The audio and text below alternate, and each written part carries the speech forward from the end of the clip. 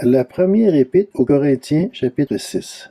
Lorsque l'un d'entre vous a un litige avec un autre, comment ose-t-il demander justice devant les injustes et non devant les saints? Ne savez-vous pas que les saints jugeront le monde?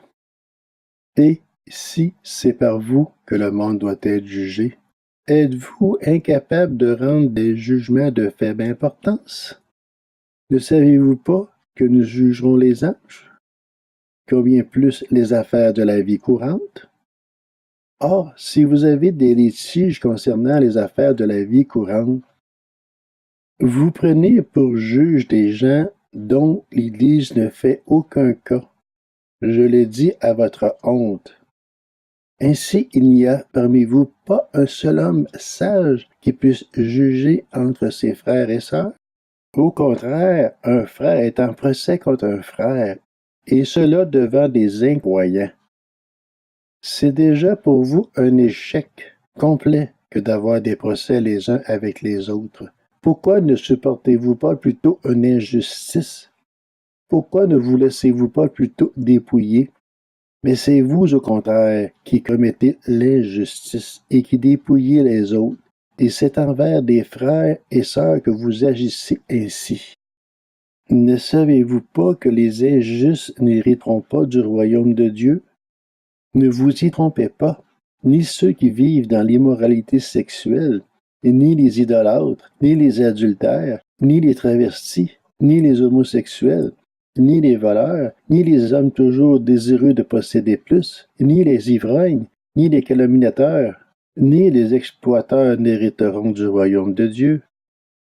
Et c'est là ce que vous étiez, certains d'entre vous. Mais vous avez été lavés, mais vous avez été déclarés saints, mais vous avez été déclarés justes au nom du Seigneur Jésus-Christ et par l'Esprit de notre Dieu. Tout m'est permis, mais tout n'est pas utile. Tout m'est permis, mais je ne me laisserai pas dominer par quoi que ce soit. Les aliments sont pour le ventre et le ventre pour les aliments, et Dieu détruira l'un comme les autres. Mais le corps n'est pas pour l'immoralité sexuelle, il est pour le Seigneur, et le Seigneur est pour le corps. Or, Dieu, qui a ressuscité le Seigneur, nous ressuscitera aussi par sa puissance. Ne savez-vous pas que vos corps sont les membres de Christ? Prendrais-je les membres de Christ pour en faire les membres d'une prostituée? Certainement pas. Ne savez-vous pas que celui qui s'unit à la prostituée est un seul corps avec elle? En effet, il est dit, les deux ne feront qu'un. Mais celui qui s'unit au Seigneur est un seul esprit avec lui. Fuyez l'immoralité sexuelle. Tout autre péché qu'un homme commet est extérieur à son corps, mais celui qui se livre à l'immoralité sexuelle pêche contre son propre corps.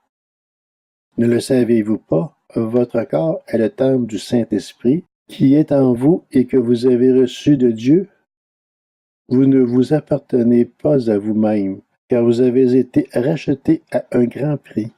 Rendez donc gloire à Dieu dans votre corps et dans votre esprit, qui appartient à Dieu.